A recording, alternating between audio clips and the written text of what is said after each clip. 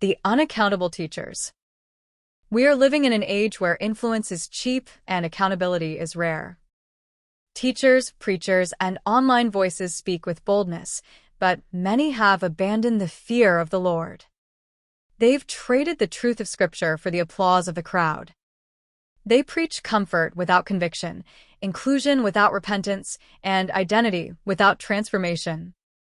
These are not just misguided leaders. They are laying unstable foundations in the hearts of the simple and the young.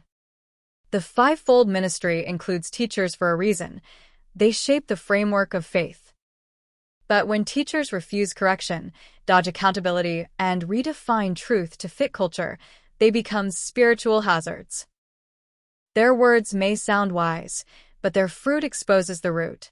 They are unmeasured, untested, and often unrepentant, and the damage they cause is generational. This message is not about naming names. It's about naming the Spirit. It's about calling the church back to discernment, back to the Word, and back to the fear of the Lord. Because if we don't confront the rise of unaccountable teachers, we will continue to see believers built on sand, collapsing under pressure, confused by doctrine, and vulnerable to deception. So, when we elect a false teacher into a vocal platform, what will be the outcome? My haircut person said, "But he is so cute." That was the reason to vote for him. "But he's so cute" might work for picking a puppy, not for choosing someone to shape souls. When we elevate a false teacher to a vocal platform, especially one who's charismatic but unaccountable, the outcome is spiritual distortion with a smile. Imagine hiring a foreman because he's charming, not because he knows the blueprint. He shows up in clean boots, talks smooth, and wins the crew, but his measurements are off, his safety calls are sloppy, and he refuses correction. The machine looks good until it fails under pressure. 2 Timothy 4 verses 3-4.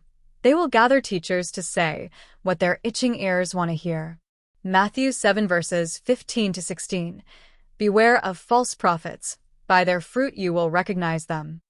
When we choose spiritual leaders like we're picking puppies, we end up with wagging tails and no backbone. Some folks pick teachers like they're picking puppies, cute, friendly, and good with the kids. But this isn't a pet adoption. It's a spiritual assignment. And if the teacher won't submit to the architect, the whole house is at risk. We don't pick teachers like we pick puppies, based on charm, friendliness, or how well they play with the crowd. Because in the kingdom, cuteness doesn't carry weight, character does. Some folks elevate teachers because they're easy to listen to, good-looking, or socially polished. But God doesn't anoint charisma, He anoints character. If the teacher won't submit to Scripture, won't bear fruit, and won't receive correction, they're not cute, they're dangerous. And if we keep picking puppies instead of proven builders, we'll keep getting collapsed structures dressed in charm. The broadcast trap. Newscasters are rated by views, clicks, and emotional engagement. But the kingdom doesn't rate by popularity. It measures by truth.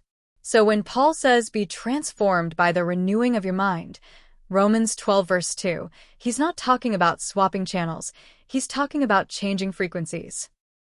Filtering emotion through Scripture. Not "how do I feel about this?" but "what does God say about this?" Rejecting the broadcast that bypasses the cross. If it doesn't lead to repentance, righteousness, or clarity, it's noise.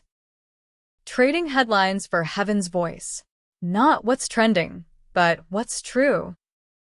A machine calibrated to the wrong specs will run hot, burn out, or break down. Same with the mind. If we calibrate to ratings, trends, or charisma, we'll build crooked. But if we renew daily, by the Word, by the Spirit, we build legacy. The world rates voices by how loud they are. God rates them by how aligned they are. Proverbs 22 verse 6.